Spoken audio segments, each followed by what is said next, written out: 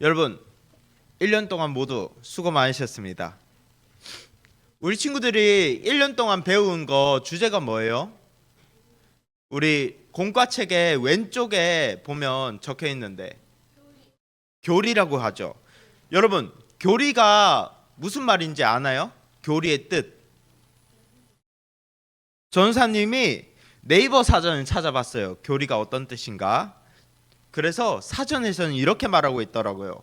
종교적인 원리나 이치, 그리고 각 종교의 종파가 진리라고 정한 신앙의 체계. 그러니까 기독교의 교리는 우리 기독교가 진리라고 말하는 것이 무엇인지, 그리고 그 진리를 체계적으로 잘 계단 쌓듯이 정리한 것, 그것을 바로 우리가 교리라고 해요. 자, 그래서 여러분이 1년 동안 배운 교리를 생각해 보면 매주가 조금씩 다 연결이 돼 있어요. 예를 들어 전사님이 2번, 그리고 윤창결 전사님이 한 번 설교한 주기도문을 보면 첫 번째, 두 번째, 세 번째 이렇게 나눠서 주기도문을 설명하잖아요. 그리고 그 주기도문을 배우기 위해서는 바른 기도는 어떤 것입니까? 이런 주제로도 우리가 말씀을 배웠어요. 우리가 이렇게 체계적으로 쌓여가는 것, 체계적으로 정리한 그런 신앙을 우리가 어려운 말로 교리라고 합니다. 그러면 여러분 교리를 1년 동안 왜 그렇게 열심히 배웠어요? 그냥 선생님이 가르쳐 주니까? 왜 그렇게 열심히 교리를 배웠을까? 그리고 선생님들이 왜 그렇게 목이 터져라 교리를 가르쳤을까? 아니 그냥 내가 믿고 싶은 대로 믿으면 되는 거 아니에요? 그냥 하나님, 예수님, 성령님 누군지 잘 모르겠고 기독교에서 뭘 말하는지는 잘 모르겠는데 그냥 내가 다니고 싶은 대로 교회 다니면 되는 거 아니에요? 그게 아니니까 우리가 1년 동안 교리를 열심히 배운 거예요. 오늘 우리가 읽은 말씀에서는 우리가 교리를 잘 배우는 것이 왜 중요한 것인지, 그 교리를 배워야만 하는 이유, 우리가 신앙인으로 자라가면서 교회 성도로 살아갈 때 왜 교리를 배워야 되는지 그 이유를 3가지를 보여주고 있습니다. 우리가 교리를 배워야 하는 첫째 이유, 첫 번째 이유 한번 함께 읽어볼까요? 시작. 우리가 하나로 자라나기 위해. 자, 여러분 여기 있는 친구들 있잖아요. 서로 다 똑같이 생겼어요? 다르게 생겼어요? 다르게 생겼죠. 자, 옆에 얼굴 한 번씩 볼까요? 자, 나랑 똑같은 구석에 하나라도 있나 한번 봅시다. 자, 다 각자가 개성 있게 생겼죠. 근데 성경에서는 여기에 모인 우리 친구들을 보고 뭐라고 할까요? 한 몸이라고 말하고 있어요. 무슨 몸이라고요? 한 몸. 그럼 한 몸이란 건 몸이 몇 개란 걸까요? 하나. 자, 그러니까 여기 있는 친구들이 지금 한 20명 정도 되는데 20개의 몸이 이 자리에 있는 것이 아니라 우리는 모두 한 몸이다라고 성경에서 말하고 있습니다. 이 한 몸, 여기서 우리는, 성경에서 말하는 우리는 한 몸이다 할 때 우리는 누구를 얘기하는 걸까요? 2글자로 교회를 얘기해요. 교회는 건물을 교회라고도 얘기를 하지만 교회의 다른 뜻은 예수님을 믿는 사람들의 모임을 교회라고도 합니다. 우리 함께 에베소서 4장 3절을 읽어볼까요? 시작. 에베소서 4장 3절 시작. 여러분은 성령 안에서 평안의 매는 끈으로 한 몸이 되었습니다. 하나가 되도록 힘쓰고 여러분 가운데 늘 평화가 깃들도록 노력하십시오. 자, 그리고 이 몸의 주인, 이 몸의 머리는 누구일까요? 바로 예수님이라고 성경은 말하고 있어요. 그런데 여러분 생각해 보세요. 여러분이 예수님의 몸이야. 자, 여기서 누구는 예수님의 팔이고 누구는 예수님의 다리야. 자, 여러분 앞에 맛있는 간식이 있어요. 근데 왼손은 이 간식을 먹고 싶어. 그래서 간식으로 이렇게 집으려고 하는데 오른손은 컴퓨터 게임을 하고 싶어. 자, 컴퓨터 게임 할 때 오른손은 뭘 잡아요? 마우스를 잡죠. 왼손은 뭘 해야 될까요? 키보드를 잡아야 되잖아요. 자, 그런데 왼손은 아까 뭘 하고 싶다고 했죠? 간식을 먹고 싶다고 했어요. 자, 그러면 이렇게 되겠죠, 몸이. 자, 이렇게 됐는데 다리는 뭘 하고 싶냐? 갑자기 집에 가고 싶어. 근데 컴퓨터 게임은 저기 있고 간식은 여기 있어. 근데 집은 여기 있어. 자, 그러면 어떻게 될까요, 몸이? 이렇게 되겠죠. 자, 이게 정상적인 몸이에요? 이 몸은 문제가 있을까 없을까? 문제가 분명히 있는 몸 같아요. 그러면 이렇게 손이 하고 싶은 게 다르고 입이 하고 싶은 게 다르고 다리가 하고 싶은 게 다르면 이 몸을 가진 사람이 제대로 살 수 있을까요? 없겠죠. 이처럼 이것이 바로 교회가 하나가 되어야 되는 일이에요. 교회가 하나의 생각을 가지고 하나의 믿음을 가져야 되는 것, 그것이 바로 우리가 제대로 교회로서 예수님의 몸으로서 살아가기 위해서는 우리가 하나의 생각을 가지고 있어야 돼요. 자, 그러면 어떻게 교회가 하나가 될 수 있을까요? 하나가 되어야 되는 생각, 그것은 무엇일까요? 우리가 에베소서 4장 13절을 통해 우리가 이 말씀을 배웠는데요. 바로 하나님의 아들을 믿고 아는 일에 하나가 될 때 우리는 하나가 될 수 있어요. 자, 하나님의 아들을 무엇하고 무엇할 때 우리가 하나가 될 수 있다고요? 믿고 아는 일에 하나가 될 때 우리가 하나가 될 수 있습니다. 자, 이거를 두 글자 어려운 말로 있는데, 자, 무엇이냐? 바로 예수님을 믿는 믿음, 그리고 예수님을 아는 지식. 이 믿음과 지식이 하나가 될 때 우리가 예수님의 몸으로서 바르게 살아갈 수 있어요. 자, 근데 우리가 왜 굳이 예수님을 믿는 것과 아는 것에 하나가 되어야 될까요? 아까 전사님이 정답을 얘기했어요. 예수님의 우리의 무엇이 되기 때문에? 머리가 되기 때문에 우리가 예수님을 믿고 예수님을 아는 일에 하나가 되어야 되는 거예요. 그래서 머리이신 예수님이 어떤 뜻을 가지고 계신지, 머리이신 예수님이 어떤 생각을 하신지, 그리고 머리이신 예수님이 무엇을 하고 싶은지 그것을 잘 알고, 그리고 머리이신 예수님이 명령하고 우리에게 부탁하신 것을 우리가 잘 믿고 따라가야지 이 몸인 우리가 고장이 나지 않을 수 있는 거예요. 이처럼 교회는 예수님에 대해 잘 알고 그 예수님을 잘 믿어야 돼요. 이렇게 우리가 예수님에 대해 잘 알고 그리고 그 예수님을 잘 믿을 때 교회는 자라날 수 있어요. 그러니까 교회가 만들어진다고 해서 무조건 다 어른이 아니에요. 어떤 교회는 만들어진 지 안 돼서 어린아이 같은 교회가 있기도 하고요. 어떤 교회는 시간이 아주 오래돼서 어른인 교회도 있어요. 자, 예를 들어 우리 교회는 올해로 59년이 되었고 내년에 60년이 됐어요. 자, 여러분의 할아버지 정도 나이가 됐어요. 벌써 교회가. 이래서 교회가 60년 동안 신앙을 배우고 그리고 그 믿고 잘 배우면서 교회가 자라나는 거예요. 근데 예를 들어 전사님이 만약에 갑자기 내일 새로운 교회를 하나 만들었어.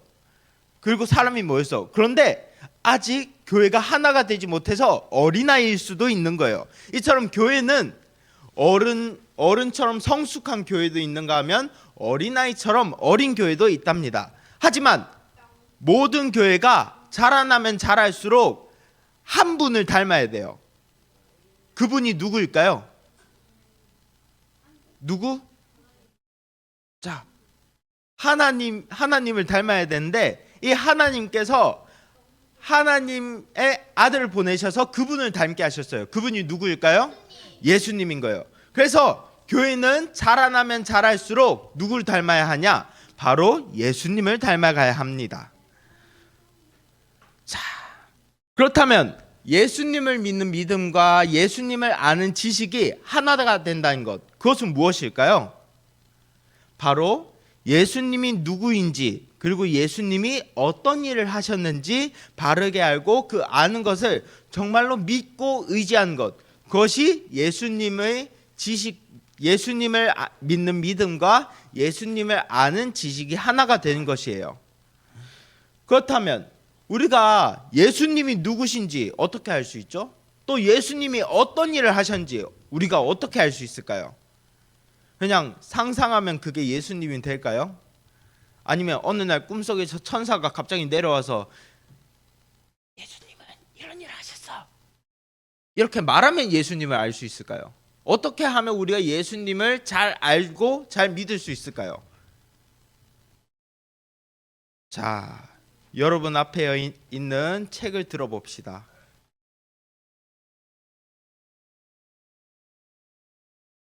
그리고 한번 마가복음 1장을 펴봅시다. 마가복음 1장 1절 한번 펴봅시다.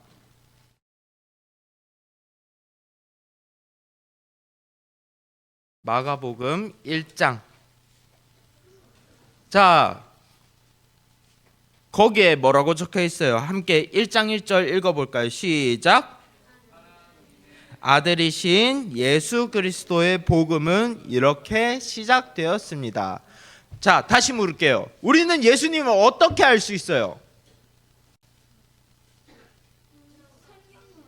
성경을 통해서 알 수 있는 거예요. 우리가 예수님이 누구신지, 그리고 예수님이 어떤 일을 하셨는지는 우리가 바로 지금 읽고 있는 이 성경을 통해서 알 수 있어요. 우리가 아까 읽었을 때 분명히 예수님은 누구의 아들이라고 말하고 있죠? 하나님의 아들이라고 말하고 있어요. 그리고 예수님은 우리를 위해 어떤 일을 하셨을까요? 십자가에 못 박히셨어요. 그래서 우리를 어떻게 하셨을까요? 구원하셨어요. 예수님은 우리를 구원하시는 일을 하셨다라고 말하고 있어요. 그러면 우리가 다시 돌아가서 예수님을 잘 알고 예수님을 잘 믿기 위해서는 우리가 무엇을 해야 될까요? 말씀을 잘 읽어야 돼요. 그리고 이 말씀을 더욱 사랑할 수 있어야 돼요. 그리고 이 말씀을 체계적으로 잘 정리한 무엇이죠? 말씀을 잘 정리해서 말씀엔 이런 내용이 있고 이런 내용이 있고 이런 내용이 있습니다. 자, 이걸 어려운 말로 뭐라고 하죠? 우리가 1년 동안 배운 거. 교리. 우리가 예수님에 대해 잘 알고 그리고 그 예수님을 잘 믿으려면 분명히 말씀을 잘 알아야 되고 그리고 그 말씀을 잘 정리한 교리에 대해서도 우리가 열심히 배울 수 있어야 돼요. 그렇다면 우리가 만약에 하나님의 말씀을 멀리하고 교리를 멀리한다면 어떻게 될까요? 자, 우리가 교리를 잘 배워야 하는 이유, 두 번째 이유 함께 읽어볼까요? 시작. 성경에서는 우리가 하나님의 말씀을 멀리하고 교리를 멀리하면 어린아이처럼 될 거라고 말하고 있어요. 여러분, 자, 교회를 가장 힘들게 하고 교회를 가장 어렵게 하는 것 무엇일까요? 죄. 오늘날 교회를 가장 많이 공격하는 것. 사탄이 공격을 하는데 사탄이 이 사람들 통해서 공격을 해요. 자, 우리 말고 우리는 교회잖아. 핸드폰 사람들의 모임이 우리 교회를 많이 괴롭혀요. 교회를 두 글자로 이단. 교회를 가장 어렵게 하고 교회를 가장 힘들게 한 것, 전사님이 보기에는 이단이에요. 이단이 겉으로 보기에는 되게 달콤하게 얘기를 해요. 전사님이 예전에 동대구역 기차역에 있는데 어떤 예쁜 정장 입은 아저씨들이 이렇게 와서 막 달콤한 얘기를 해. 막 선물도 주면서 막 형제님 얼굴을 보니까 너무 좋아요. 형제님 얼굴 보니까 너무 착해요. 형제님 무조건 잘 될 거예요. 이런 말을 해. 그래서 그 사람을 막 꼬셔. 그 다음에 카페로 데리고 가서 뭘 가르치냐? 자기들이 성경을 마음대로 해석한 걸 막 가르치기 시작해. 이렇게 이단들은 겉으로 보기에는 말끔하고 겉으로 보기에는 너무 좋은 인상으로 여러분에게 다가갑니다. 근데 이단이 하는 말 맞는 것처럼 들린 것 같은데 그 말이 이단들이 하는 말이 다 맞을까요? 언뜻 듣기에는 맞는 것처럼 보이는데 이단은 여러분에게 잘못된 말을 하고 있어요. 그리고 이 잘못된 말을 믿으면 결국 이 잘못된 말을 믿은 교회는 어떻게 될까요? 진짜 망해요. 진짜로 무너져요. 예전에 많은 교회들이 그랬어요. 이단 한 명이 500명 막 600명 되는 교회에 들어가서 이단 한 명이 들어갔는데 그 교회가 문을 닫아버렸어. 이런 일이 예전에 너무 많았어요. 이처럼 이단들은 작은 숫자로 교회를 파괴하고 무너뜨린답니다. 그래서 이단들의 공격을 받는 교회들, 어린아이와 같은 교회는 특징이 뭐냐? 마치 폭풍 속에서 운전하는 배 같아요. 만약에 폭풍 속에서 여러분이 배를 운전하는데 갑자기 핸들이 빠졌어. 그러면 그 배는 어떻게 될까요? 침몰할 거예요. 맨 처음에는 막 이리저리 흔들리고 막 파도에 따라서 왔다 갔다 하겠죠. 그러다가 막 이상하게 가는데 바로 앞에 바위가 있어. 근데 핸들이 없으면 뭘 할 수 없을까요? 방향을 못 걷잖아요. 그럼 결국엔 그 배가 부딪히고 그 배는 결국 가라앉고 마는 거예요. 이처럼 우리가 하나님의 말씀과 교리에 대해서 바르게 알지 못하는 것은 마치 핸들이 없는 것 같은 거예요. 이단이 우리를 공격하고 폭풍과 같은 그런 공격들이 있을 때, 잘못된 가르침이 있을 때 그 공격을 막지 못하고 결국 무너질 수밖에 없답니다. 우리가 잠깐 2025년 마지막이니까 이 마지막을 돌아보는 시간을 좀 가졌으면 좋겠어요. 자, 눈을 감고 여러분 1년 동안 여러분이 교리를 배웠는데 이 교리를 통해서 여러분은 무엇을 알았나요? 또 여러분이 1년 동안 열심히 배운 거 지금도 잘 기억하고 있나요? 하나라도 기억하는 게 있나요? 그리고 그거를 잘 믿고 잘 실천했나요? 만약에 여러분이 기억나는 게 하나도 없고 조금도 없고 여러분의 믿음이 1년 전이랑 지금이랑 만약에 자라지 않고 그대로라면 이 시간에 분명히 여러분이 하나님께 용서를 구하고 여러분의 잘못을 구해야 될 거예요. 생각해 보세요. 다시 눈을 뜨고 여러분이 만약에 지금 키가 한 140 정도 돼. 근데 한 2년 뒤에도 똑같이 140이야. 그럼 여러분의 부모님이 아이고 우리 친구는 아이고 우리 예율이는 예를 들어 예율이를 예로 들을게요. 예율이가 만약에 지금 150이야. 근데 2년 뒤에도 150이야. 그러면 부모님이 예율이를 보고 아이고 우리 예율이 동안이네라고 칭찬을 할까요? 아니면 예율이를 병원으로 데리고 갈까요? 병원으로 데리고 가겠죠. 이처럼 자라나지 않는 어린아이는 부모님을 마음을 아프게 해요. 그것처럼 여러분이 만약에 1년 전과 지금과 믿음이 그대로고 2년 전과 지금의 믿음이 그대로라면 여러분의 아버지신 누구야? 하나님이 여러분을 보면서 기뻐하실까요? 아니면 여러분을 보면서 속상해 하실까요? 속상하시겠죠. 분명히 문제가 있는 거예요. 그러니까 만약에 내가 잘 자랐다면 나 만족해. 이 정도 자랐으면 됐어. 이렇게 말하지 말고 내년에는 더 잘할 수 있도록 더 커갈 수 있도록 열심히 노력하고 그리고 만약에 내가 하나도 잘하지 않았다면 내년부터라도 전사님이 가르쳐준 그리고 선생님이 가르쳐 주시는 그 하나님의 말씀들과 그리고 교리들을 사랑하고 잘 배우는 예담 친구들이 되어야 합니다. 한편 우리는 하나님의 말씀과 교리를 배우고 가지기만 할 뿐만 이 배운 거를 가지는 것뿐만 아니라 그것을 잘 사용할 수 있어야 돼요. 우리가 하나님의 말씀과 교리를 잘 배워야 하는 이유 세 번째 이유 함께 읽어볼까요? 시작. 사랑하면서 진리를 말하기 위해 우리가 하나님의 말씀과 교리를 잘 배워야 하는 이유는요. 바로 우리가 이 배운 진리들을 잘 전하기 위해 잘 배우는 것입니다. 에베소서 4장 15절에는 이런 말씀을 하고 있어요. 사랑으로 진리만을 말하고 머리 대신 예수 그리스도를 본받아 모든 면에서 성장하도록 하십시오. 우리가 만약에 내가 열심히 교리랑 열심히 말씀을 배웠어. 그런데 이 배운 거를 내 동생, 내 후배, 그리고 내 가족들에게 가르치지 않는다면 당장 교회는 보기에는 겉보기에는 건강한 교회예요. 하지만 그 교회는 미래가 밝을까요? 밝지 않을까요? 밝지 않을 거예요. 만약에 내가 배운 것들을 또 내 밑에 후배에게, 아직 신앙을 가진 지 얼마 안 된 친구들에게 잘 가르쳐 주지 않는다면 그 교회는 미래가 확실하지 않는 교회인 거예요.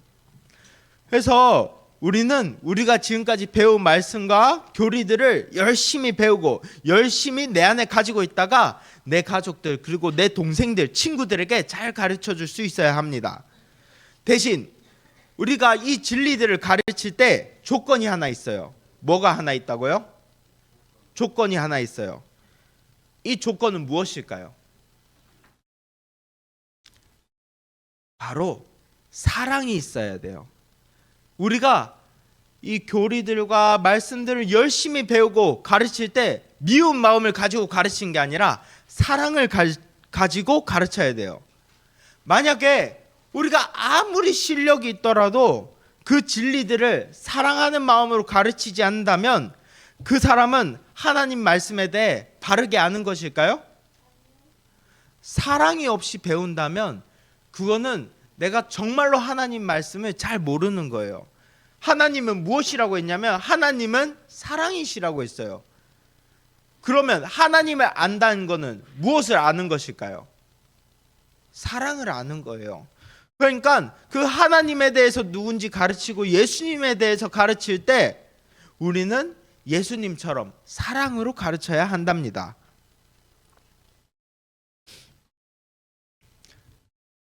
한 해 동안 여러분을 열심히 가르쳐준 선생님들과 그리고 목사님 그리고 전도사님들도 여러분처럼 어릴 때가 있었어요. 그리고 그 어릴 때 여러분처럼 열심히 말씀들을 잘 배웠어요. 그리고 그것을 믿고 자라나서 여러분을 지금 사랑으로 가르치고 있어요.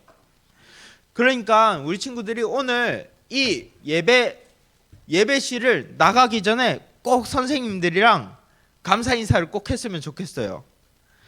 선생님들이 여러분에게 가르쳐준 이 진리들은 세상 그 어떤 것과도 바꿀 수 없는 진리들이에요. 그리고 여러분이 선생님들에게 받은 그 사랑과 이 진리들은 세상의 모든 것들이 다 배설물, 똥으로 보일 정도로 소중한 것들이에요. 그러니까 여러분들이 이것들을, 이 진리들을 잘 기억해뒀다가 여러분이 나중에 어른이 되어서 그리고 선생님이 되었을 때 여러분의 학생들에게 잘 가르쳐줘야 돼요. 그럴 때 예수님의 한 몸인 이 삼성교회가 그 생명을 잘 이어갈 수 있는 거예요.